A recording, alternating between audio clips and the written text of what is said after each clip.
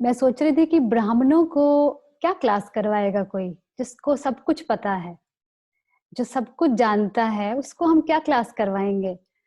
लेकिन फिर बात आई कि कुछ समय पहले बाबा ने एक वरदान नहीं, एक अव्यक्त मुरली में लास्ट में बाबा ने कहा था कि बस अभी आपको एक संस्कार जो है वो खत्म करना है और वो संस्कार है भूलने का संस्कार।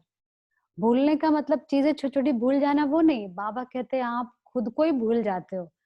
आप अपने खुद के भाग्य को भूल जाते हो। आप खुद कौन हो उसको भूल जाते हो। और एक बार बाबा ने कहा सिर्फ अगर इतना भी याद रखो कि ये संगम युग है, बस तो भी सब आपका बेड़ा पार हो जाएगा। तो बस ये भूलने की जो आदत है ना, इसको थोड़ा-सा क्या कहेंगे सुधारने की हमें ज़रूरत है, बाकी ब्राह्मणों को पता तो सब कुछ है। और अगर हम कहें कि भई आज का जो विषय है, आज के विषय को अगर हम लें कि ब्राह्मणों को पुकारता भाग्य, क्योंकि क्या है कि इतने भाग्यशाली हैं हम, संसार में आज इतनी घटनाएँ घट रही हैं। आप जानते हैं हाल ही में कल परसों जो भी बेरूत में, लेबनान में हुआ और वहाँ के जो भी केस से हमारे पास अभी मैसेजेस आए, तो इतने स्टेबल और भगवान की शक्ति के बिना संभव नहीं है वो सब कुछ। तो सच में एक तरीके से जिसको सब कुछ पता है, जिसका इतना ऊँचा भाग्य है, तो एक चीज़ सिर्फ़ बाकी है उस चीज़ को सदा स्मृति में रखना। और जहाँ तक भाग्य की बात है तो एक मुरली मुझे याद आती है बाबा की, कि बाबा ने कहा अगर मेरे बच्चे 6 बातों को 6 बातों के भाग्य को अगर सही मायनों में अपने जीवन में उतार लें, अगर इन 6 बातों को अपने जीवन में उतार लें, उसको सही तरीके से इम्बाइब कर लें, तो बहुत श्रेष्ठ ऊँचे बन सकते हैं। तो वो जो 6 बातें बाबा ने बताई और मैं भी बताने वाली हूँ आपको और आपको पता है उसका। जो 6 बातें बाबा ने बताई, बाबा कहते हैं कि वो आधार है आपका अभी का श्रेष्ठ जीवन जीने का और वो आधार है आपके भविष्य में ऊंच पद पाने का। बाबा ने इस शब्द को इस्तेमाल किया, ऊंच पद पाने का। तो खैर ऊंच पद पाना, नीच पद पाना, वो तो बाबा कहते हैं कि बात की बात है और हम सब जानते हैं कि अभी का जीवन कैसा है। तो वर्तमान समय हम जानते हैं कि हम बाबा के बच्चे बहुत सारे आजकल नए-नए आते हैं, वो प्रैक्टिकल बातें चाहते हैं कि भई हमें आप अभी के लिए बताओ, अभी क्या हमारे लिए फ़ायदे की बात है, भविष्य में लक्ष्मी नारायण हम देखी जाएगी, बन जाएँगे, नहीं बनेंगे। तो बात ये है कि बाबा ने कहा वो 6 बातों में नंबर 1 बात है, आपके नाम का भाग्य है। नाम का भाग्य कैसे है? बाबा कहते हैं कि नाम का भाग्य ऐसे है, जैसे कहते हैं ना कि आपका नाम नंबर 1 है ब्राह्मण, लेकिन ब्राह्मण के साथ क्या लगाया जाता है? ब्राह्मण चोटी। आप सबसे ऊँचे हो, आप बहुत श्रेष्ठ हो, आप श्रेष्ठ हो। बाबा कहते हैं आपका नाम इतना ऊँचा है, इतना आपके नाम का भाग्य है कि आज के संसार में भी जिनका ना जो ब्राह्मण जाति से संबंध रखते हैं, बिलॉन्ग करते हैं, वो भी उनका काम बेशक बदल गया, लेकिन उनको अपने नाम का मान बहुत मिल रहा है अभी भी।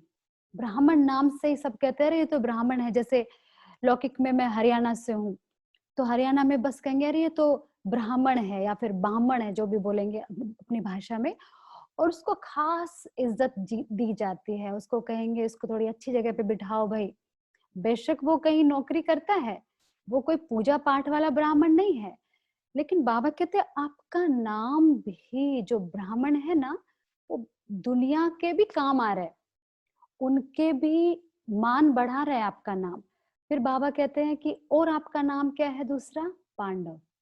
बाबा कहते हैं दुनिया में अगर कोई दिल शिकस्त हो रहा है और उसको पांडव नाम याद आ जाए, तो हो ही नहीं सकता कि वो दिल शिकस्त रहे, क्योंकि पांडवों के साथ कौन था? भगवान। तो पांडवों के साथ भगवान था, तो इसीलिए उनकी तो हार कभी हो ही नहीं सकती, तो दिल शिकस्त भी दिल जीत हो जाते हैं अगर वो नाम याद करें। तीसरा आपका नाम क्या है? गोप, गोपियाँ। तो क्या होता है गोप गोपियाँ अर्थात परमात्मा के प्रेम में मग्न, वो खुशी में झूम जाते हैं अगर गोप गोपियाँ। लोग कहते हैं काश मेरा नाम गोपी होता, कोई लोग आते हैं यहाँ पे। तो इस प्रकार से कितनी सारी ऐसी बातें हैं कि भाई आपका नाम है ब्राह्मण, दूसरा आपका नाम है पांडव, तीसरा आपका नाम है एक प्रकार से जो हम कहते हैं कि सॉरी कोई ओके तो इस प्रकार से बाबा कहते हैं आपके नाम का भी बहुत बहुत एक तरीके से दुनिया में गायन है, गोप गोपियां पांडव। तो खुद मुझे भी पांडव के नाम से बहुत बहुत शक्ति मिलती है, दिल शिकस्त कोई हो नहीं सकता। दूसरी बात हमें जो ध्यान रखनी है, आपका रूप, रूप अर्थात देवियों का रूप, देवताओं का रूप। अगर किसी को जैसे कि क्या है कि मैं कुवैत में आने से पहले ओम शांति स्टूडियो दिल्ली में थी, जहाँ से आप जानते हैं अवेकनिंग विद ब्रह्मा कुमारी इस प्रोग्राम की शुरुआत हुई थी। तो वो जो हमारा स्टूडियो था दिल्ली में, वो एक काली माता के मंदिर के सामने था। तो हर शनिवार को हम देखते थे सुबह, क्योंकि हम 10 बजे ऑफिस में या स्टूडियो में पहुंचते थे और शाम को 5 बजे हम निकलते थे। तो हम देखते थे सुबह-सुबह लाइन शुरू होती थी, खैर 10 बजे नहीं 4 बजे से शुरू होती थी लाइन और 5 बजे हम निकलते थे। तो ऐसी फीलिंग आती थी कि अभी भी लाइन उतनी ही है, एक भी कम नहीं हुआ है, कांस्टेंट लोग सिर्फ एक दर्शन हो जाए। बाबा कहते हैं आपका रूप का, आप देवियों के, देवताओं के रूप के दर्शन के लिए तो खुद से पूछना है क्या हम स्वयं को उतना ऊंचा समझते हैं? भगवान तो देखता है उस नजर से, पर क्या मैं खुद को ऐसे देखता हूँ, देखती हूँ? तीसरा बाबा कहते हैं आपका जो भाग्य है वो है गुणों का भाग्य। तो हमने इस संगम पर इतने सारे गुण अपने अंदर भरे भगवान की याद से कि आप देवताओं का आज के संसार में आपके गुणों का लोग कीर्तन करते हैं, गायन करते हैं, कीर्तन करते हैं। तो क्या सच में हर पल मेरा उतना श्रेष्ठ बीत रहा है, गुणों से भरपूर है मेरा हर पल जीवन का? चौथा जो बाबा ने कहा आपका जो भाग्य है वो है कर्तव्य का भाग्य। अब इस संगम युग पर हमने जो कर्तव्य किए, इतने श्रेष्ठ कर्तव्य किए कि जिससे भी आप मिलते हैं ना, उसका जीवन बदल दिया। जिससे आप मिले, उसकी जीवन की नैया आपने पार लगा दी। उसको आपने भगवान से मिलवा दिया। उसको कुछ तो भी दे दिया आपने, खाली उसको नहीं जाने दिया। दूसरे शब्दों में उसको हमने उमंग उत्साह से भर दिया और उमंग उत्साह से भरने का आज उत्सव मनाते हैं। आपके श्रेष्ठ कर्तव्य का आज उत्सव मनाता है संसार। तो इतना श्रेष्ठ नजर से परमात्मा हमें देखता है। उसके बाद पांचवा हमारा जो भाग्य है वो है हमारे निवास स्थान का, कहाँ हम रहते हैं। कहाँ हम रहते हैं अर्थात सेंटर्स पर रहते हैं, घरों में रहते हैं या फिर भाई हम मधुबन में जाते हैं। हर जगह निवास स्थान का बाबा कहते हैं इतना पवित्र है आपका निवास स्थान कि उसको संसार किस नजर से देखता है? तीर्थ स्थान। और तीर्थ स्थान की तो मिट्टी जब लोग जाते हैं ना, हम देखते हैं हरिद्वार या कहीं पे जाते हैं तीर्थ स्थानों पर, सबसे पहले मिट्टी को अपने मस्तक पर लगाते हैं। और अभी भी जैसे राम मंदिर का कल ही जो भी पूजा हुई, तो उसमें भी सबसे पहली जो न्यूज़ आई थी बहुत पहले, हर जगह की तीर्थ स्थानों की मिट्टी को और पानी को इकट्ठा किया गया है और उसके क्योंकि वो पवित्र वाइब्रेशन चाहिए, तो ये यादगार है। बाबा कहते हैं आपके निवास स्थान भी तीर्थ स्थान है। जैसे एक मुझे बात याद आई कि कुछ समय पहले मैंने स्वामी विवेकानंद की एक बुक पढ़ी थी, एक किताब पढ़ी थी। स्वामी विवेकानंद हम जानते हैं। तो वो कहते हैं कि जब मैं अमेरिका गया और मैंने सब मेरा जो भी कार्य चला, धर्म की जो भी प्रचार का जो भी कार्य चला, तो वहाँ पे बहुत अमेरिकन लोग मुझे बोलते कि स्वामी जी अभी तो आपका हमारे देश के बारे में आप क्या कहोगे आप? या फिर आप अपने देश के बारे में क्या कहोगे आप? देखो हमारा देश तो कितना अच्छा है, कितना डेवलप्ड है, कितना अनुशासित है और फिर आपका आपके देश के बारे में क्या कहना है? तो स्वामी विवेकानंद ने कहा कि आप बात तो सही कह रहे हो, आपका देश जो भी है, लेकिन पहले मैं सोचता था, भारत से बाहर आने से पहले मैं सोचता था कि सिर्फ हरिद्वार या बनारस या फिर इस प्रकार के जो अ, जैसे ऋषिकेश, इस प्रकार की जो पावन नगरी जो मानी जाती हैं, वही तीर्थ स्थान है। लेकिन आज अपनी मातृभूमि से दूर होने के बाद अब मुझे लगता है भारत का कण-कण तीर्थ स्थान है। भारत की मिट्टी का हर कण, हर ज़र्रा-ज़र्रा ही तीर्थ स्थान है। तो बाबा तो कहते हैं उतना ही महत्व आपके निवास स्थान का है। बाबा कहते हैं आपके निवास स्थान क्या बनने वाले हैं? लाइट हाउस हैं, लाइट हाउस हैं। और उसके बाद छठा 6th नंबर का जो बाबा कहते हैं आपका भाग्य है, वो है समय का, जो सबसे ज़रूरी है, संगम युग का। बाबा कहते हैं ये संगम युग जो कि सृष्टि चक्र के आरंभ में या कहेंगे अंत में जब भी आता है, तो उसके रूप आज भी लोग उसे अमृत वेला के रूप में या संध्या के योग के रूप में संसार याद करता है कि बहुत बहुत शुद्ध पवित्र पावन समय है शाम का। जैसे मुझे ध्यान है गांव में जब कभी हम जाते थे तो दादा दादी बताते थे शाम के वक्त, जैसे जब दिन ढल रहा होता है, सूरज ढल रहा होता है, तो कहते अभी ना देवता चक्र लगा रहे हैं, ये समय बहुत पावन है। खास उस समय घरों में दिया जलाया जाता है, खास उस समय। और एक सुबह, तो ये सुबह और शाम का बाबा कहते हैं ये सबसे पवित्र समय जो संसार ने याद किया, वो आपके इस संगम समय का यादगार है। तो ये 6 बातें भाग्य को उदय करने वाली हैं। नाम, रूप, गुण, कर्तव्य, निवास स्थान और संगम का समय। तो इन 6 बातों को अगर हम हर दिन एक बात को भी लें, जैसे कहेंगे ना भाग्य तो बता दिया, बना दिया भगवान ने, लेकिन अब उसको बढ़ाएं कैसे? उसको बढ़ाने का फास्टेस्ट तरीका है याद करना। बस याद ही तो करना है। अब याद करने के तरीके खुद को अपने ढूँढने हैं हमें, कैसे हम याद करें? जैसे जब स्टूडियो में हम थे तो शिवानी बहन जब मुरली हमारे लिए पढ़ती थी, तो भई सभी लोग ऐसे बैठे हैं, हम डाइनिंग हॉल में मुरली पढ़ते थे। तो बहुत लोग मिक्स थे, मिक्स का मतलब है ऐसे नहीं कि सारे पक्के-बीके थे, वो सिर्फ शिवानी सिस्टर और हम मैं ही थे, हम दोनों जैसे बीके, बाकी सुन रहे हैं, नहीं सुन रहे हैं, लेकिन फिर भी वो लोग कोशिश करते थे क्योंकि वो सारे एडिटर्स थे और थोड़ा बाबा का ज्ञान ना चाहते भी वो सुनना ही पड़ता था उनको क्योंकि एडिटिंग वही करनी है, तो उनको असल में सारी क्लासेस याद थी। कौन-सी दादी क्या क्लास में क्या बोलने वाली है, सब उनको याद थी। तो भई क्या होता था कि जब शिवानी बहन जब मुरली पढ़ती थी, वो बोलती थी देखो आप ना 1 पॉइंट ले लो बस, ऐसे नहीं आपको पूरी किताब भर लो, मुरली में क्या कहा है, 3 पेजेज़ है, नहीं, 1 पॉइंट, बस 1 बात। जैसे हम ये इस दुनिया में रहते हैं यहाँ पे जहाँ पे तेल तेल निकलता है, तेल का यहाँ पे बोलबाला है।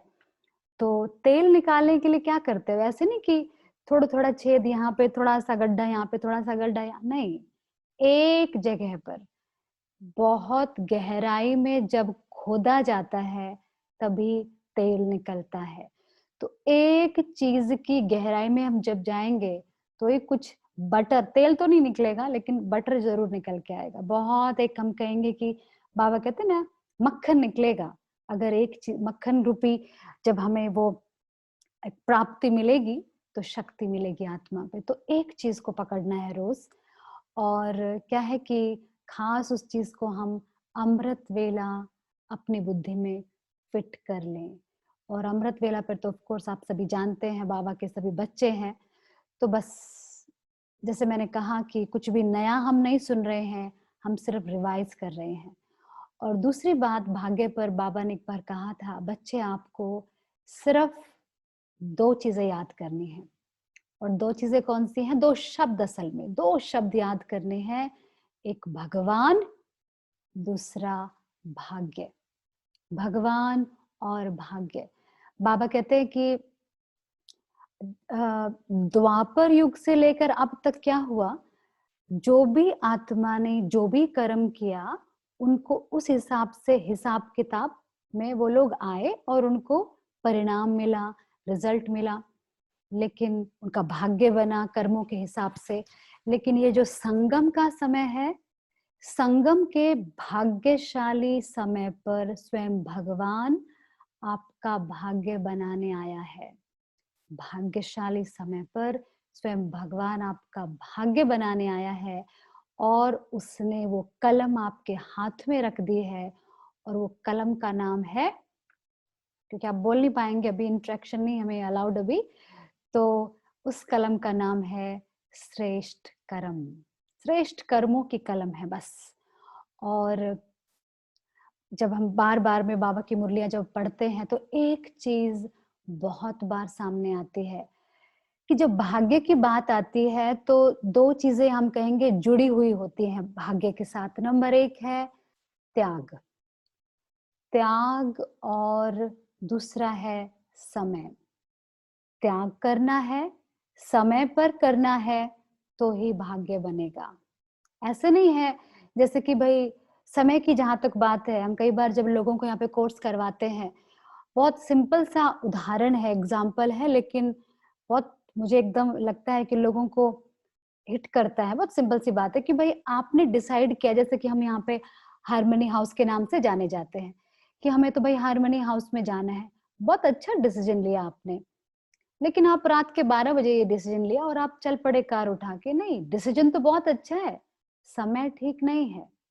जैसे समय की हम बात करते हैं कि, तो एक बार मुझे ध्यान है, हम स्कूल डेज़ में, मैं जैसे महाराष्ट्र में पढ़ती थी, तो एक प्रोफ़ेसर हमारे स्कूल में आए और उन्होंने कहा कि भई 2-4 लोगों को उन्होंने कहा, चलो बच्चों को, स्टूडेंट्स को, कि आप हमारे साथ हमारे घर चलो। किसी कारण से हम उनके घर गए।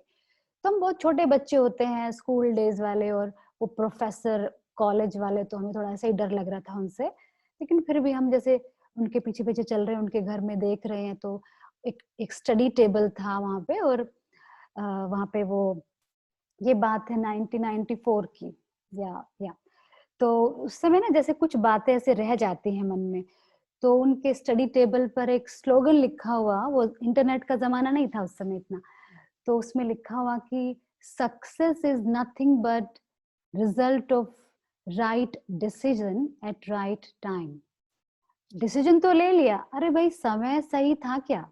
अब कुछ भी, कभी इंसान कोई भी डिसीजन ले लेता है, जैसे कहते हैं ना कि, पर किस समय लिया वो बहुत बहुत जरूरी है।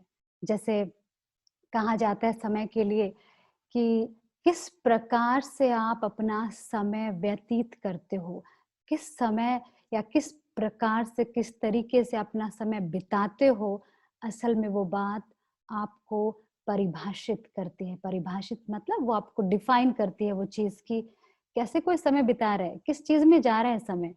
कोई कहता है नहीं हम तो सोशल मीडिया यूज़ नहीं करते, हम ये नहीं करते, बट फिर भी यहाँ पे तो कुछ चल रहा है ना। तो उस चीज़ पर ध्यान देना है कि समय कहाँ, क्योंकि समय का और भाग्य का बहुत गहरा कनेक्शन है। और कहीं न कहीं कहा जाता है कि time is not the main thing, but it is everything. It is the only thing actually. Time is not the main thing, it is the only thing. तो समय को, जैसे मुझे ध्यान है एक बात, आज सुबह की बात है, मैं ओआरसी की मुरली सुन रही थी, क्योंकि ऐसा होता है कि हमारा एग्जैक्ट अमृत वेले के बाद जब हम जैसे यूट्यूब चलाते हैं कभी-कभी, तो हम मुरली सुनते हैं मधुबन की या फिर ओआरसी की। तो ओआरसी की मुरली चल रही थी, उसमें सिस्टर आशा बता रही थी कि भाई कैसे एक माता जी है, और वो बताती है कि सिस्टर मैं अपना ना एक पल भी नहीं, सॉरी एक पल नहीं, उसने कहा मैं एक कौड़ी भी, एक रुपया भी, मतलब 1 रुपया, मतलब आप समझ सकते हो कितनी कीमत है 1 रुपए की। उसने कहा मैं 1 रुपया भी बाबा की यज्ञ के सिवाय या बाबा की श्रीमत के सिवाय खर्च नहीं करती हूँ। तो आशा दीदी बोलती है, देखो ऐसी आत्माओं का कैसा भाग्य बनता होगा, भगवान कैसे देखता होगा ऐसी आत्माओं को। जैसे मुझे ध्यान है जब हम सेंटर पे जाते थे हरियाणा में, अपने सेंटर पे, क्योंकि दिल्ली जोन में आता है हमारा सेंटर, लेकिन दिल्ली और हरियाणा के बॉर्डर पे, तो वहां पर हम देखते थे माताएं जब आती हैं सेंटर पे, तो भाई उनके पास 10 रुपए दिए, 10 रुपए अब आपके लिए शायद इतनी खास कीमत नहीं होगी, पर जिनको पूरे महीने के में सिर्फ 100 रुपए मिलते हैं, उनके लिए 10 रुपए बहुत बड़ी चीज है। तो गरीब माताएं हैं, आ रही हैं, उनको बोला गया चलो 10 रुपए लो ये आप, और रिक्शा में आप जाना है, क्योंकि 1-2 किलोमीटर आपको पैदल जाना पड़ेगा। घर वालों ने 10 रुपए दिए, हम देखते थे माताएं वो 10 रुपए बचाती थी। भरी दोपहरी में, गर्मी में वो आ रही हैं पैदल, पर वो 10 रुपए बचाएंगी। तो जब बाबा कहते हैं ना कि भाग्य बनाना, तो फिर कोई बड़ी चीज की जरूरत नहीं है भाग्य बनाने के लिए।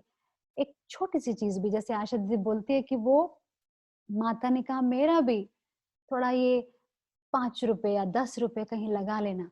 कहती है कि नहीं, अभी मैंने जो अभी अपना लाइफस्टाइल बहुत चेंज कर दिया, क्योंकि मुझे बहुत सिंपल रहना है। जैसे वो माता बताती है कि मैंने अपने कपड़े बहुत सिंपल कर दिए, मैंने अपना खान पान सिंपल कर दिया, और ये बहुत पावरफुल बात है, हर कोई ऐसा नहीं कर पाता है। तो उसने कहा कि, तो कहने की बात ये है कि अर्थ है कि हम पैसे को, ठीक है, क्या हर पल भी ऐसे बचा रहे हैं? हम पैसे तो बचा लिए, but are we saving our time also? तो ये एक चीज है। उसके बाद मैंने किसी और को भी एग्जाम्पल देखा कि जैसे उन माता जी ने जैसे ही ये संकल्प किया, एक्चुअली उन्होंने विल लिख दी, उनको हमारे ही कोई जान पहचान में है, कि भाई बाबा के लिए है मेरा सब कुछ। उन्होंने विल लिखी, साइन कर दिया, सब कुछ कर दिया। उसके बाद ये बात मैंने देखी, उनका भी एक भी पैसा, रुपया तो छोड़ दो, एक भी पैसा वेस्ट में नहीं जा रहा, क्योंकि यहाँ से समर्पित हो गया। ऐसा नहीं सब कुछ दे दिया उन्होंने, नहीं, बाबा को थोड़ी चाहिए सब कुछ, भी नहीं चाहिए, तो दाता है। लेकिन यहाँ से जैसे ही दिया, खाली हुए भाग्य बनना शुरू हो गया। तो इसलिए समय की जो मैं बात बता रही हूँ बार बार में, और जब से ये टॉपिक हमने लिया उसके बाद से मैं और भी इस बात पर, अंदर ही अंदर वो गुप्त पुरुषार्थ है कि समय जो है, जैसे बाबा कहते हैं ना, गफलत करने का नहीं है अभी। और ऐसा ना हो, बाबा कहते हैं पछताना पड़े अंत में। और दुनिया में कहावत है, कहीं ऐसा ना हो कि आप में से जो हिंदी पढ़ते हैं, आप पढ़ना जानते हैं, या हिंदी मीडियम में पढ़े हैं, भारत में जानते हैं, कहावत है ना, अब पछताए क्या होत है, जब चिड़िया चुग गई खेत। कि सब कुछ तो खत्म हो गया, सारी चिड़ियाएं आई, खेत सारा खाली कर दिया, खत्म कर दिया, और अब आपके पास कुछ बचा नहीं, अब आप बैठ के रोए नहीं। बाबा की मुरलियों में प्यार से, मार से, डांट से ये बात आती है, बच्चे गफलत नहीं। और गफलत असल में एक अरबिक का शब्द है, उर्दू का, हिंदी का शब्द नहीं है ये। गफल ऐसे केयरलेस में रहना नहीं, समय की तो हमें कद्र करनी होगी। जैसे बचपन में, क्योंकि मेरी लौकिक मदर जो है वो टीचर हैं, तो एक बात मुझे बताती थी हमेशा, देखो तुम समय को बर्बाद करोगे ना, समय तुम्हें बर्बाद कर देगा। तो मुझे लगता था ये क्या है ये बात, ये किस तरह की बात है, समझ में तो आती नहीं है। अब टीचर है तो वो टीचर के हिसाब से मुझे समझाने की कोशिश करती थी, समय कैसे बर्बाद कर सकता है, समय तो दिखता भी नहीं है, कोई इंसान भी नहीं है समय तो। पर अब जब भगवान ने आके बताया, समय कितनी श्रेष्ठ ऊंची चीज है, मतलब उससे ऊंचा कुछ है भी नहीं, और अब समय है वो भाग्य बनाने का। और दूसरा, जैसे जब हम मधुबन में जाते थे शुरुआत में, ये भी बात होगी 99 की आई थिंक, तो गुलजार दादी जी उस समय क्लास करवाते थे, एक एक टर्न में एक बार उनकी क्लास हो जाती थी। तो एक क्लास बस मुझे ध्यान है उनकी, उन्होंने कहा था कि अगर तुम ना 1 मिनट भी वेस्ट करते हो ना, तो 1 साल तुम्हारा गया। हमें लगता था हाँ, इतना बड़ा कैलकुलेशन है ये, तो हम तो कितने घंटों बर्बाद कर देते हैं। तो फिर बाबा की मुरली का खैर ये पॉइंट है, बाबा कहते हैं कि एक एक मिनट भाग्य बनाने में जाए। जैसे बाबा कहते हैं ना कि जब आपके सामने कैसे हम भाग्य बनाएंगे चलते फिरते, कैसे भाई हम बनाए भाग्य? चलो बाबा दिन रात तपस्या में बैठ जाए, यही भाग्य बनाना है?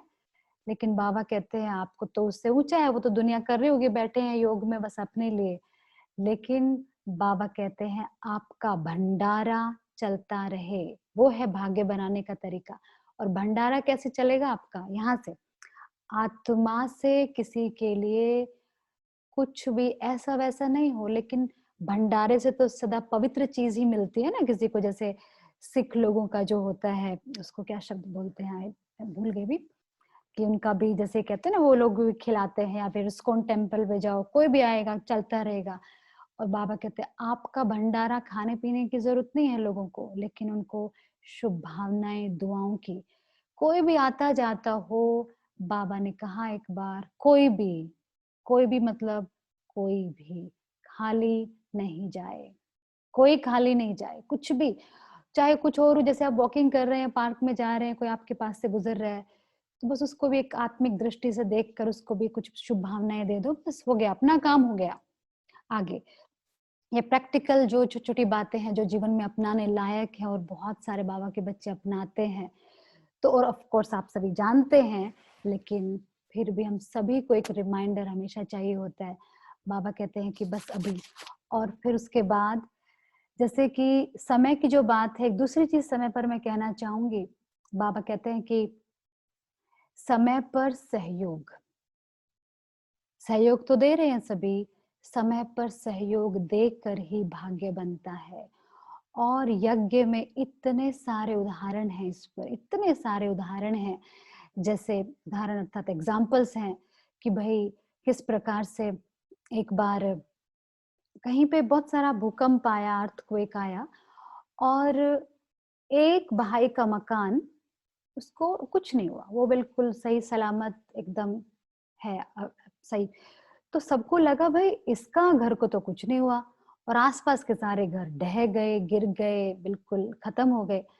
तो उस भाई के लिए संदेश आया। और ये जो कहानी है किसी के, जिसकी भाई की भी है, ये मैंने अपने ज्ञान के जीवन के शुरुआत में सुनी थी, तो इसलिए एक छप गई अंदर, सदा याद रहती है कि कैसे समय पर।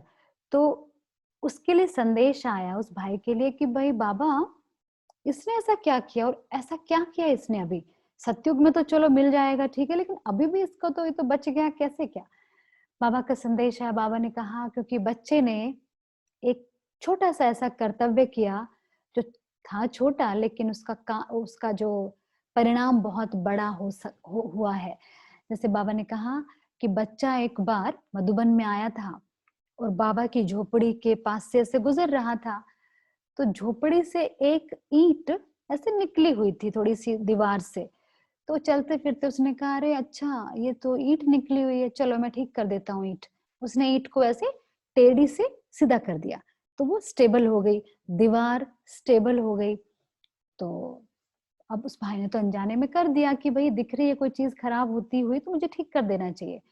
तो बाबा ने कहा बच्चे को उसका फल मिला है कि उसने भगवान की झोपड़ी को, बाबा की झोपड़ी को उसने उस तरीके से बचाया, गिरने से बचाया।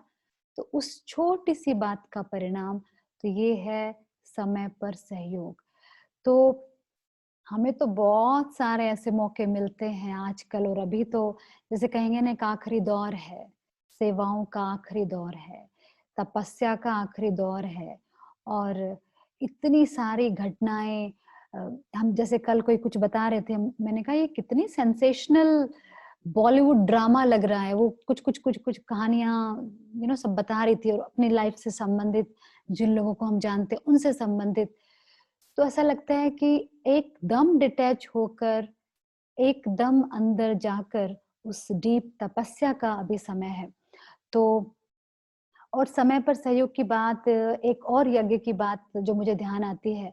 जैसे एक बार आपको, आप जानते होंगे कि एक बार बाबा ने, ब्रह्मा बाबा ने एक बहन को बोला कि भाई अभी ना थोड़े समय बाद एक ट्रेन आएगी, उस ट्रेन में आपको जाना है, अगले जो भी स्टेशन है वहां पे जाना है, और आपको सेवा के लिए बाबा भेज रहा है।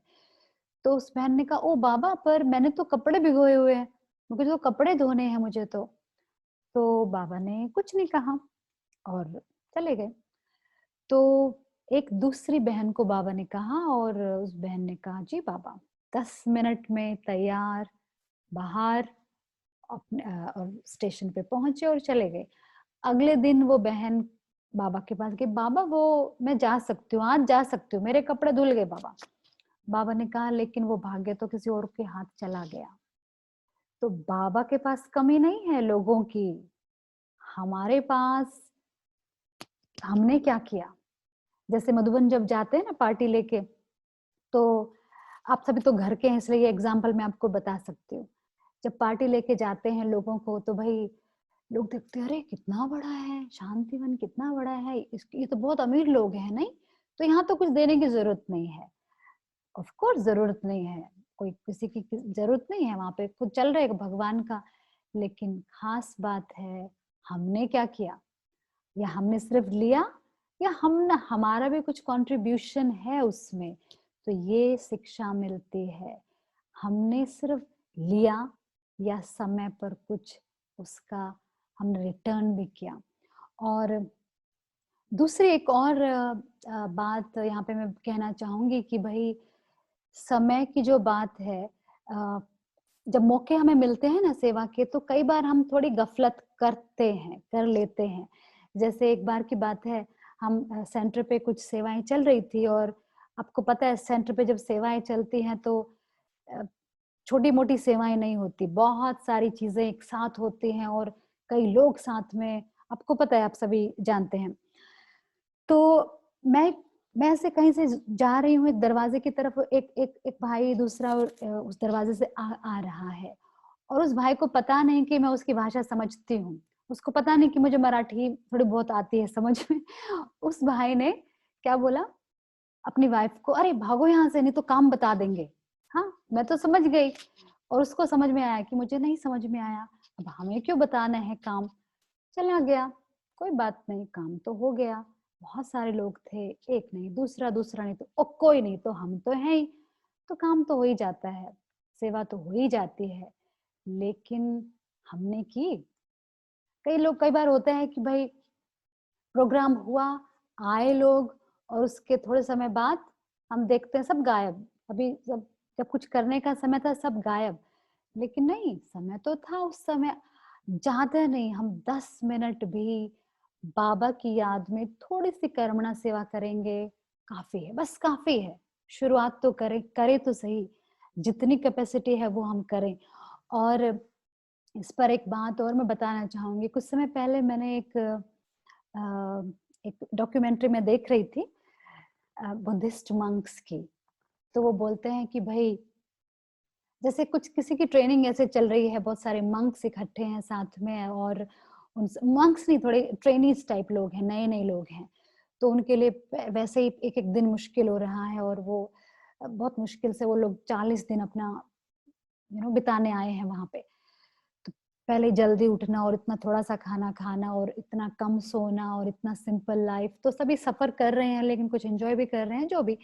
तो एक थोड़ा सा बीमार हो गया और वो खाने पे नहीं आया, तो वो खाने की तो बहुत लंबी स्टोरी है, अगर उसमें मैं नहीं जाऊंगी अभी, बट एक खाने के लिए नहीं आया। तो जो हेड मंक था उसने कहा, क्योंकि बिल्कुल फिक्स उनकी जगह होती है बैठने की और चुपचाप उनको खाना होता है, फिक्स था सबका, तो उसकी सीट खाली थी। और ये रियल डॉक्यूमेंट्री है, हाँ। तो हेड मंक ने कहा ये नहीं आया, इसको बुलाओ। तो किसी ने कहा उसकी ना तबीयत थोड़ी खराब है इसलिए वो नहीं आया। उसने कहा तबीयत खराब है, मरा तो नहीं है ना, लेके आओ उसको, ऐसे। तो अब एक दूसरा इंसान जो कि ऑल्सो उस ट्रेनिंग में था, उसने कहा ओके मैं उसको बुला के लाता हूँ। उसको बुलाने गया तो कैमरामैन भी पीछे पीछे गया, रियल एकदम कि क्या सच में होने वाला है एकदम। तो वो बेचारा सो रहा है धरती में, क्योंकि उनको बेड नहीं मिलते हैं ना, तो भाई धरती में वो सो रहा है, और उसको कहा गया आओ भाई, आपको बुलाया है। कहता नहीं लेकिन मुझे ठीक नहीं लग रहा है। तो उसने कहा नहीं नहीं नहीं, आपको चलना तो पड़ेगा, बुलाया है। उसने कहा चलो भाई। वो आया, और जब आया तो हेड मंक ने कहा देखो, दो समय पर सदा ही उपस्थित रहना चाहिए। अगर आप मरे नहीं हो तो, मरे तो नहीं दिख रहे, आप जिंदा दिख रहे हो, अगर मरे नहीं हो तो आपको दो ओकेजन्स पर आपको उपस्थित रहना ही चाहिए। नंबर 1 खाने पर, ज़रूर आओ। किससे गुस्सा कर रहे हो? क्या दिखाने की कोशिश कर रहे हो? खाओगे तो सही ना बाद में या पहले या जब भी। तो खाना जब चल रहा है, यू मस्ट कम। दूसरी चीज़ उसने कहा, जब हार्ड वर्क का काम चल रहा है ना, तो बच के नहीं निकल जाओ। उस समय ज़रूर अवेलेबल होना है। वही तो समय है उपस्थित होने का, जब बहुत सारी सेवा है। ऐसा नहीं बहुत सारी सेवा है, हम तो छुट्टियों में जा रहे हैं अभी। छुट्टियाँ जब खत्म करके आएँगे जब सब हो चुका होगा। ऐसे भी बहुत एग्ज़ाम्पल्स हमने देखे हैं। नहीं, लेकिन हार्ड वर्क का समय मतलब हमारा अपने आप को जानने का समय है। हार्ड वर्क का समय अर्थात अपना भाग्य बनाने का समय है। तो ये चीज़ तो ये पिछले 1 साल में हमने अभी घर चेंज किया और बहुत सारी घटनाएँ घटी। तो ये चीज़ बहुत सीखी कि जो मज़ा बहुत सारा काम करने में है, वो खाली बैठने में नहीं है। नहीं, करना है, करना है। बहुत कुछ कर सकते हैं हम। आलस, अलबेलापन जो बाबा की भाषा है उससे निकल कर और जब हम सेवा में लगते हैं, तो आत्मा बहुत स्ट्रॉन्ग होती है। कर्तव्य है ना हमारा। आज की मुरली में क्या था? अकर्तव्य नहीं करना। जब ज़रूरत है उस समय अवेलेबल नहीं रहना, तो ये कैसा भाग्य बनेगा हमारा? नहीं। तो ये संगम का समय कुछ आखिरी हम कहेंगे पल बचे हैं, उसमें हमें सच में वो क्या कहेंगे भाग्य बनाने की बेला है। और दूसरी बात है कि भई जब बाबा भाग्य की बात करते हैं तो कहते हैं कि जैसे कहा समय और त्याग, त्याग के बिना भाग्य नहीं। तो त्याग क्या करना है हमें? किस चीज़ का त्याग करना है? तो त्याग मतलब आप समझते हैं कि भई ओके हमें नींद का त्याग करना है, ठीक है हम सब कर रहे हैं। उस प्रकार के खान-पान का त्याग करना है, वो भी हम कर रहे हैं। और बहुत सारी चीज़ें त्याग कर दी लेकिन अब बाबा कहते हैं और गहराई का कौन-सा त्याग है? मैंपन का त्याग है। अगर अगर एग्ज़ाम्पल देके मैं बताऊँ, तो जो मुझे समझ में आता है हल्का-फुल्का, छोटा-मोटा जो भी समझ में आता है हमें, कि त्याग का अर्थ है समय पर कौन-सा त्याग? जब कोई कॉन्फ्लिक्ट चल रहा है, किसी के साथ कोई नोक-झोंक हो गई है, उस समय अपने अहंकार का त्याग, वो है त्याग। वो आपको जिताएगा। वो आपको आगे बढ़ाएगा। ऐसे नहीं कि हम तो उस समय तो नहीं त्याग करेंगे, बाद में हम त्याग कौन-सा त्याग? त्याग तो अभी करना था ना। और हम सभी को इस बात का हम कहेंगे अनुभव है। जब-जब हमने अपने आप को झुकाया है, आगे वाला पहले से झुक गया है और हमें झुकाना भी नहीं है किसी को। कोई अवार्ड नहीं लेना किसी से, हमें नहीं अवार्ड चाहिए। खुद से खुद को ही संतुष्टि तब मिलेगी जब जीवन में गुण धारण करेंगे और बाबा के जो भी प्रेरणाएँ हैं उनको हम अपने लाइफ में शामिल करेंगे। तो उसके बाद क्योंकि उषा बहन ने मुझे कहा कि क्या कहते हैं, रक्षाबंधन का भी बताना है पर लास्ट में 5 मिनट और थोड़ा-सा भाग्य का बताना चाहूँगी कि जैसे हम कहेंगे कि 2 पुरुषार्थ जो हाल ही में बहुत सारे सीनियर्स की जो प्रेरणाएँ सुनकर जो समझ में आती हैं कि 2 पुरुषार्थ हम सभी को हम कर ही रहे होंगे अपने-अपने लेवल पर, लेकिन जो बहुत इम्पोर्टेंट है समझ में आते हैं वो नंबर 1 है नष्टो मोहा बनने का। नष्टो मोहा स्मृति लब्धा। 18वाँ अध्याय का आखिरी लेसन जो है, आखिरी जो पाठ है, आखिरी जो संदेश है, नष्टो मोहा स्मृति लब्धा। कहाँ है ये? कहाँ मोह जा रहा है? किसमें मोह जा रहा है अभी भी? क्योंकि जैसे ही मोह गया, ये इसका यही अर्थ है असल में। नष्टो मोहा स्मृति लब्धा अर्थात आपकी स्मृति भगवान से उतनी ज़्यादा जुड़ेगी जितना यहाँ से मोह नष्ट है। अब यहीं मोह है तो फिर ऊपर कैसे स्मृति जुड़ेगी हमारी? तो उस मोह को, उस मैंपन को बार-बार में चेक करना, नष्टो मोहा बनते जाना, अपने मैंपन से छूटते जाना। जैसे आशा दीदी अभी कह रही थी कुछ समय पहले मधुबन से उनका एक क्लास सुनी कि भई अभी वो समय नहीं है हम जब विस्तार में जाते थे। अभी वो समय नहीं है विस्तार में भई चलो सेंटर खोलते हैं 50। ओके, शायद वो समय फिर से आ जाए, लेकिन अभी तो दिख नहीं रहा कुछ समय तक। इसीलिए बस अंदर अंदर की वो चेकिंग चलती रहे। जैसे कहते हैं ना, वो अंतर्मुखी होकर, अंतर्मुखी अर्थात क्या होता है? जैसे जब हम जाते थे टीचर्स भट्टी में भारत में, तो एक शब्द का प्रयोग बार-बार में होता था, अंतर्मुखता की गुफा, अंतर्मुखता की गुफा। कि उस गुफा में अंदर चले जाओ, चेक करो कहाँ है अपने आप को। जैसे हम कहेंगे उल्लू नहीं बनाना, हम तो सारा मोह नष्ट है, हम तो 24 घंटे योग में रहते हैं, इस तरह के हम कई बार बातें बोलते हैं ना, बहुत सारी हैं। अगर कहाँ पर भी एकदम रिएक्ट कर रहे हैं हम, तो बहुत पुरुषार्थ की भी तो हमें जरूरत है, इरिटेशन भी आ रहा है, बहुत जरूरत है। और भाग्य तब भी नहीं बन सकता है अगर बार बार में हम सिर्फ और सिर्फ शिकायतों में ही समय बिता रहे हैं। शिकायतें ही हैं, शिकायतें ही हैं, अर्थात असंतुष्टता है जीवन में। असंतुष्ट इंसान के पास कम ही लोग रहना पसंद करते हैं। जैसे एक बाबा का गीत है, संतुष्टता या संतोष जो है ना, वो सर्व गुणों का ताज है।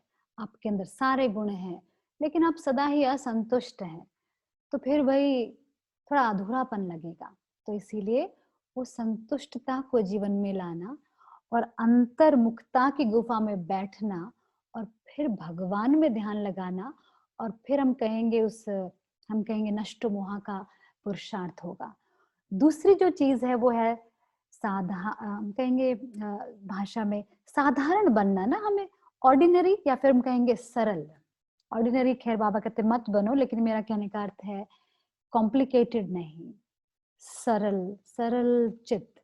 बाबा कहते हैं जो जितना सरल चित्त है, पता है उसका क्या होगा? जो जितना आप अपने मन में सोचो, जो जितना सरल चित्त है, जो जितना सरल है, उसकी समस्याएं भी कैसी होंगी? उतनी ही सरल होंगी। अब समस्याएं तो समस्याएं हैं ना, वो कैसे सरल हो सकती हैं? वो हम पर डिपेंड करता है। बाबा कहते हैं सरल चित्त, सरल चित्त। जैसे इसके साथ में आपको 2 एग्जांपल्स जरूर देना चाहूंगी ताकि हमें वो याद रहे सदा। जैसे एक है कि बाबा के खुद के जीवन का, कैसे बाबा सरलता और पवित्रता की एक मूर्ति थे ब्रह्मा बाबा। एक भाई है दिल्ली पांडव भवन में, शिव कुमार, तो हमारे सेंटर पर वो आते थे। उनको हम बुलाते थे अनुभव सुनाने के लिए। तो वो आते हैं और सुनाते हैं। जैसे उनकी जो सेवा थी शुरुआत में, वो क्या थी? गायों को संभालना। पांडव भवन में बहुत सारी गायें थी ना, तो उनको वो संभालते थे। तो वो कहते हैं कि भाई एक बार 2 भरी हुई बाल्टियां, जो पांडव भवन गए हैं वो जानते हैं कि जो पिछला दरवाजा है जहाँ इलेक्ट्रिकल डिपार्टमेंट और भंडारा आदि है, तो वहां से कहते हैं दोनों हाथों में बाल्टियों में दूध भर के मैं लेके आ रहा था। पहले गाय देती थी 1 बाल्टी दूध, अभी दे रही है 2 बाल्टी, क्योंकि मैं बाबा की याद में संभालता था और पहले कोई और संभालता था, नॉन के कोई भाई। तो वो लेके आ रहे हैं और बस बाबा की मस्ती में है, जो भी जैसे भी, और उसका पैर कहीं फिसल गया, तो दोनों बाल्टियों का क्या हुआ होगा? गिर गई दोनों बाल्टियां। तो फिर बेचारा बहुत उदास हो गया, बाबा के पास गया, कहा बाबा वो ऐसे ऐसे हो गया। उसकी तो हालत बहुत खराब हो गई। तो कहा कि अरे ऐसे कैसे हो सकता है, ऐसे कैसे हो गया आपके साथ? कोई बात नहीं, देखो क्या हो सकता है कि जब संसार में इतने बड़े बड़े प्लेन भी गिर सकते हैं, ये तो 2 बाल्टियां तो गिरी, तो कोई बात नहीं, चलेगा, चल सकता है। तो इस क्या ऐसी सरलता है हम सभी में? खुद को हम चेक करें। दूसरी चीज ये है कि अगर हम जैसे एक बार चंद्रिका दीदी का एक एग्जाम्पल जो हमेशा बहुत ही प्यारा उदाहरण है, वो कहती हैं कि किस प्रकार से बाबा ने मुझे नंबर 1 दिया। जो टीचर्स ट्रेनिंग थी, तो वो कहते हैं टीचर्स ट्रेनिंग में हम थे और क्या हुआ कि लास्ट में रिजल्ट निकलता है टीचर्स ट्रेनिंग में, कौन सी कुमारी नंबर 1 पे आई, ऐसे रिजल्ट निकाला जाता है। तो जब रिजल्ट निकाला तो बाबा ने कहा ये कुमारी है नंबर 1। तो बाबा के सामने चंद्रिका दीदी आई और उनको बाबा ने क्या कहा, क्यों तुम्हारा नंबर नंबर नंबर 1 है? तो ये बहुत प्यारा एक धारणा का पॉइंट है कि हम क्यों नंबर 1 में कैसे आ सकते हैं। बाबा ने कहा क्योंकि तुम किसी की भी कमी नहीं देखती, किसी की भी कमी कमजोरी तुम नहीं देखती, इसीलिए इसीलिए तुम्हारा नंबर 1 है। और दूसरा कहा तुम करके सिखाती हो, तुम करके दिखाती हो। तो ये 2 चीजें बहुत बहुत इम्पोर्टेंट है कि भाई कह तो दिया लेकिन करके दिखाया, उनको प्रेरित किया। तो ये कुछ बातें हैं। तो उषा बहन, आप चाहते हैं कि कुछ हम राखी के बारे में बात करें 5 मिनट? सुनाई नहीं दे रहा मुझे। जी पवित्र बहन, आप जरूर 5 मिनट के लिए थोड़ा सभी को शुभ भावना हाँ जी, दे देना। हाँ जी, शुक्रिया। तो ये बात है जो कुछ एग्जाम्पल के समेत, एग्जाम्पल के साथ जो बातें हमें ध्यान में आई भाग्य को लेकर। और दूसरा, अगस्त का महीना तो मेरा पर्सनल बहुत फेवरेट है, क्योंकि अगस्त के महीने में ही हमने अपनी टीचर्स ट्रेनिंग की 2002 में। और जब हमने 15 अगस्त को असल में टीचर्स ट्रेनिंग की, और 15 अगस्त को आप जानते हैं भारत का स्वतंत्र दिवस है। तो मुझे तो ध्यान है कि उस दिन से मैं सदा के लिए स्वतंत्र हो गई थी, क्योंकि मैंने टीचर्स ट्रेनिंग में हिस्सा लिया और कभी वापस नहीं गए। तो और इसी महीने में राखी आती है, इसी महीने में जन्माष्टमी आती है। तो अभी जो रक्षाबंधन का जो त्योहार गया, और खैर मिडल ईस्ट में तो हमने अभी तक, कुवैत में तो नहीं मनाया है, क्योंकि यहाँ पे बहुत अलग तरीके से मनाया जाता था पहले भी, अभी तो बिल्कुल ही अलग मनाया जाएगा। और क्योंकि कई कारणों से अभी तक नहीं कुछ हुआ। तो आप सभी को नंबर 1 तो ये है कि रक्षाबंधन की बहुत सारी शुभकामनाएं। और हम जानते हैं कि सच्चा जो रक्षा का बंधन है वो तो सिर्फ और सिर्फ परमात्मा के साथ ही है। और कितनी हिस्ट्री में ऐसी कहानियां हैं, कोई कर्मावती, या I don't remember the name of the queen, जो कि हार हार रही थी, उसका राज्य हार रहा था। तो उसने हुमायूं, जो कि एक मुस्लिम राजा था, उसको उसने राखी भेजी।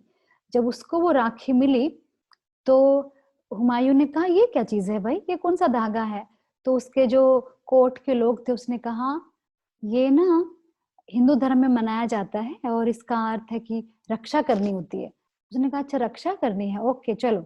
अपनी पूरी सेना के साथ उस बहन जो उसने जिसने राखी भेजी थी उसके जो भी राज्य में गया और उसकी रक्षा की। तो रक्षा बंधन आज भी हम कहेंगे खैर धर्म से भी ऊपर की बात है। और बाबा ने तो हमें उसका सच्चा अर्थ बता दिया सिंपल से शब्दों में। अगर हम देखें तो कैसे मुख मीठा करवाना और तिलक लगाना सबसे पहले, तो यही है कि उस आत्मिक स्मृति में रहकर वो गांठ बांधनी है। वो गांठ बांधना का पता है ना, कुछ दिन पहले बाबा ने कहा था जैसे ये पल्लू है उसको ऐसे गांठ बांध लो। माताएं हमने देखा है गांव गांव में कि जब जाते हैं ना तो कोई दादियां हैं, कोई इस प्रकार की दादी, मतलब बीके दादी नहीं, दूसरी नॉर्मल दादियां जो होती हैं गांव में, तो वो कैसे अपने चुन्नी पे ऐसे गांठ बांध के घूमती हैं। तो अर्थात उसका अर्थ है कि जब भी वो उस गांठ को देखेंगी तो याद आ जाएगा किस लिए बांधी थी गांठ। जैसे कि भाई कुछ कुछ देना है, किसी को कुछ काम है, चलो गांठ बांध लेते हैं। तो अब बाबा कहते हैं आपको भी गांठ बांधनी है याद की। वो यहाँ पे ऐसे सिर्फ बाहर के धागे की बात नहीं है, अंदर का वो पवित्रता का जो एक क्या कहेंगे, जो बाबा से जो वादा जो हमने किया है वो पक्का होता जाए। हाँ बाबा हम पवित्र बन गए, हम तो बहुत ऐसे बन गए, लेकिन उसकी तो कोई अंत नहीं है, उसकी गहराई में सदा जाते जाना। और जो भी जैसे मुझे ध्यान है जब हम ट्रेनिंग में थे, तो जब जब लोगों ने मेरा नाम पूछा पवित्रा, उनको लगा कि अच्छा अभी रखा होगा आपने अपना नाम, हाँ चेंज किया होगा। मैंने कहा नहीं भाई, शुरुआत से ही पैदाइशी नाम यही है। तो कौन सी दादी से मैं बात करी थी, उन्होंने कहा आपको ना अपने नाम का स्वरूप बनना चाहिए, मतलब आपको बस ऐसा होना चाहिए। तो हम सभी बीकेस के लिए सच में सबसे प्यारा जो हम कहेंगे कि एक संदेश बाबा का है पवित्र बनने का। सबसे पहले जब सेंटर पे जाते हैं, 2 स्लोगन लिखे रहते हैं, पवित्र बनो, योगी बनो। तो सबसे पहला जो संदेश राखी का त्योहार देता है, बनो, बस बन जाओ। और अंत समय का अभी का पुरुषार्थ यही है। किसी ने बहुत अच्छी बात बताई कि अभी ना आपको कैसे क्या क्या पुरुषार्थ करें अभी अंत में, राखी चलो आ गई, अब क्या करें राखी पे, राखी तो आई और गई, बहुत सारी जा चुकी है ना, आई है और गई है। लेकिन अब पुरुषार्थ है इस प्रोडक्ट को, जो भगवान का जो प्रोडक्ट है ना आप सभी, उसको रिवील करना है। प्रोडक्ट रिवील होके जो मैन्युफैक्चरर है वो रिवील होगा। तो अभी इस राखी पर बस यही एक पक्की राखी बांधनी है, गांठ बांधनी है, खुद की प्रत्यक्षता से बाप की प्रत्यक्षता। बाबा कहते हैं बस अभी खुद को कर दो तुम, मैं तो हो जाऊंगा। तो इसीलिए बस अभी समय है उस गहरे पुरुषार्थ का। ठीक है जी, हमारा भी समय हो चला है, तो ओम शांति। पवित्र बहन, आपने इतना सुंदर जो बताया, क्लियर किया कि भाग्य क्या है और भाग्य हम कैसे बना सकते हैं। वैसे तो हर रोज हम बाबा की मुरली सुनते हैं तो हम समझते हैं कि बाबा भाग्य के बारे में क्या कह रहे हैं, मगर जब इतना कोई गहराई से एग्जाम्पल्स देकर हमको समझाते हैं तो वो सब भाग्य की बातें पक्की होती है। जैसे आपने कहा कि सभी ब्राह्मण तो जानते हैं कि सब कुछ बाबा का ज्ञान क्या कह रहा है, तो भी हम नंबरवार क्यों है? हाँ, क्योंकि हम कोई क्या बात याद करते हैं, क्या याद रखते हैं, क्या भूल जाते हैं। तो आपने जो ये भाग्य की बातें की ना, ये बहुत ही रिवीजन हो गया और भी गहराई में समझ मंथन करने का मौका मिल गया। Thank you. थैंक यू, बहुत बहुत आपका बहुत बहुत शुक्रिया। क्योंकि हमेशा ही हम जानते हैं, मानते हैं कि जो भी हम क्लास करवाते हैं कभी भी वो खुद के लिए होती है। जी तो शुक्रिया बहुत जी बहुत आपका। जी। नहीं, मैं आप सभी को जो भी आज यहाँ हाजिर है सभी को एक निमंत्रण देती हूँ कि आप जो बहन को कोई भी क्वेश्चन पूछना चाहो भाग्य के बारे में, तो आप जरूर पूछ सकते हो। आप अपना माइक को अनम्यूट करो और वीडियो चालू करो तो हम, और हाथ ऊंचा करना तो फिर ख्याल आ जाएगा। हाँ जी दक्षा बहन। ओम शांति दीदी, कैन यू हियर मी? हाँ जी, ओम शांति। ओके ओके दीदी, मुझे वो बहुत अच्छा लगा कि श्रेष्ठ कर्म से भाग्य बनाना है। तो इस गृहस्थी में रहते हुए बहुत ज्ञान में मैं 3 बरस से हूँ।